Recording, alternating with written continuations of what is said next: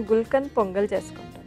గుల్కన్ పొంగల్ అన్నీ అంటే జనరల్‌గానే కొంచెం డిఫరెంట్ రెసిపీసే తీసుకొస్తుంటారు అలెక్కి గారు. ఈరోజు కూడా డిఫరెంట్ రెసిపీయే. నార్మల్‌గా మనం పొంగల్ అది చేసుకుంటూ ఉంటాము. గుల్కన్ పొంగల్ అంట. ఇంట్లో ప్రిపేర్ చేశారు ఇది ఎప్పుడైనా అని? ఇది మీ రెసిపీనేనా? అంతే. అంటే పొంగల్ అనేది మా అమ్మ రెసిపీ. దానికి గుల్కంద్ యాడ్ చేయడం అనేది నా రెసిపీ.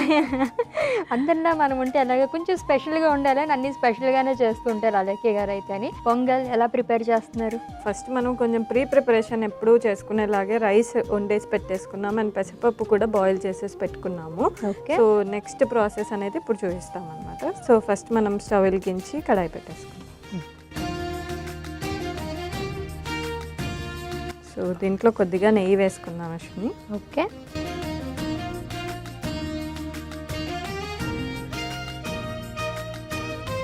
సో పొంగల్ అంటేనే మనకి నెయ్యి ఆ ఫ్లేవరే ఎక్కువగా తెలియాలి కాబట్టి కొంచెం ఒక 2 స్పూన్స్ వరకు నెయ్యి వేసుకుంటాం. ఓకే.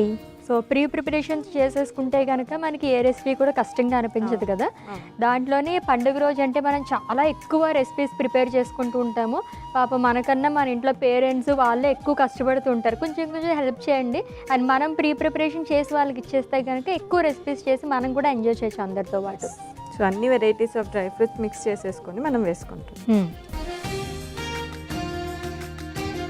సో వీటిని కొద్దిగా లైట్గా మనం గీలో రోస్ట్ చేసుకుంటాం. ఓకే. సో మీరు ఎలా చేసుకుంటారు ఈ పొంగల్? నేను ఇక్కడ మీతో పాటే ఉన్నాను.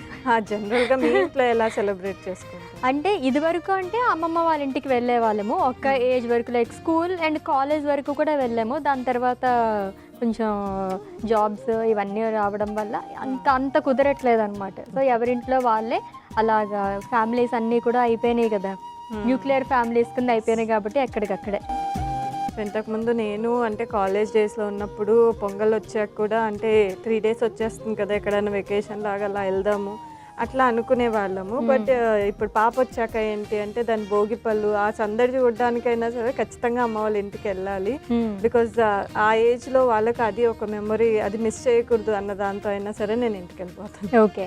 ఇక్కడంటే మనకి పెద్ద పెద్ద ముగ్గులు వేయడం, హరిదాసులు ఇలా ఏమి ఉండవు కదా. పల్లెటూరులో అయితే ఉండేవి. మీ ఊర్లో ఇలాంటివి ఏమైనా వస్తాయా? మా ఊర్లో ఖచ్చితంగా అదొక పోటీ లాగా భోగి రోజు కూడా అన్ని పిడకలు అవి పేర్చి ఎవరు పెద్దగా మంట వేస్తారని చెప్పేసి ఇప్పటికీ జరుగుతుంది మా దగ్గర. ఓకే. అండ్ హరిదాసులు రావడము వాటిని చూసి మా పాప ఇంకా ఎక్కువ ఎంజాయ్ చేయడము. అబ్బా లక్కీ గర్ల్ నిజంగానే. ఎందుకంటే ఇప్పుడు ఈ రోజులు ఇక్కడైతే అలాంటివి ఏం లేవు కదా. సో అక్కడ ఇంకా అంటే కొంచెం మా సైడ్ మన చిన్నప్పట్లో ఎక్కువగా ముగ్గుల పోటీలు జరగడము, ఎద్దుల పోటీలు జరగడం అవి ఇంకా మాకు జరుగుతాయి అన్నమాట. సో అవన్నీ చూపించడానికైనా సరే నేను దాన్ని ఇంటికి తీసుకొని వెళ్తూ ఉంటాను. ఓకే. దీంట్లో మనం ఉడకబెట్టి పెట్టుకున్న పెసరపప్పు వేసేసుకుంటున్నాం అశ్విని. ఓకే.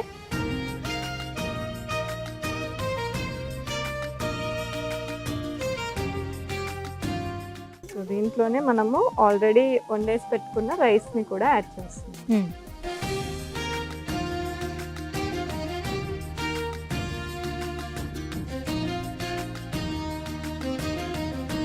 ఈ రోజు మీరు వచ్చారు కదా, నిన్న భోగి స్పెషల్ గా మన జ్యోతిర్మయ్య గారు వచ్చారు అనమాట. ఆవిడ కూడా బాగా ఎంజాయ్ చేశారంట. సో మనకి ఏ పండుగ అయినా సిటీలో ఉండి చేసుకోవచ్చు, కానీ సంక్రాంతికి ఊరు అంటే మన ఇల్లు ఎక్కడన్నా ఊరి దగ్గరలో ఉంది, ఇలా పల్లెటూరు వాతావరణం ఉంది అంటే ఎవరు మిస్ చేయరు, ఖచ్చితంగా వెళ్ళిపోతారు. అవును. సేమ్ స్పెషల్ చేశారైతే నేను స్వీట్ రెసిపీ చేస్తారేమో అనుకున్నాను. సో కానీ కొంచెం డిఫరెంట్గా సాబుదానా కిచిడి అని చేశారు. అబ్బా చాలా చాలా బాగుంది అయితే. సో హెల్దీవి కూడా టేస్టీగా ఉంటాయి, అవే మేము చెప్పడానికి ట్రై చేస్తాము. సో నెక్స్ట్ మనం పంచదార వేసుకుంటున్నాము. ఓకే. ఒకసారి కలిపేసుకుంటాము. ఓకే.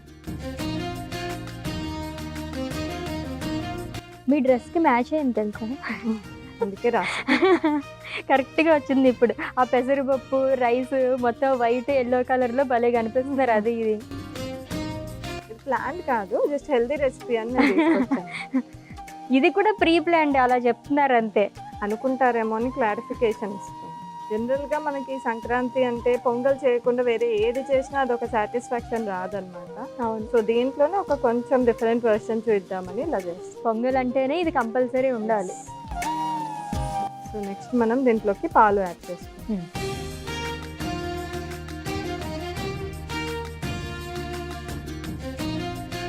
కలిపి ఒక 1-2 minutes వరకు మనం బాయిల్ చేసేసుకుందాం, సో దట్ ఇది దగ్గర కావాలి.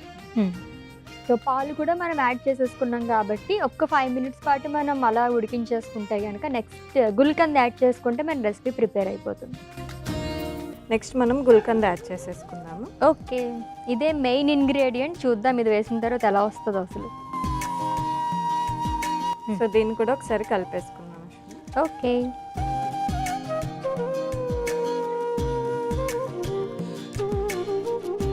సో అశ్విని గారు, మన గుల్కంద్ పొంగల్ రెడీ అయిపోయింది. మనం స్టవ్ ఆఫ్ చేసి సర్వింగ్ బౌల్లో తీసేసుకుందాం.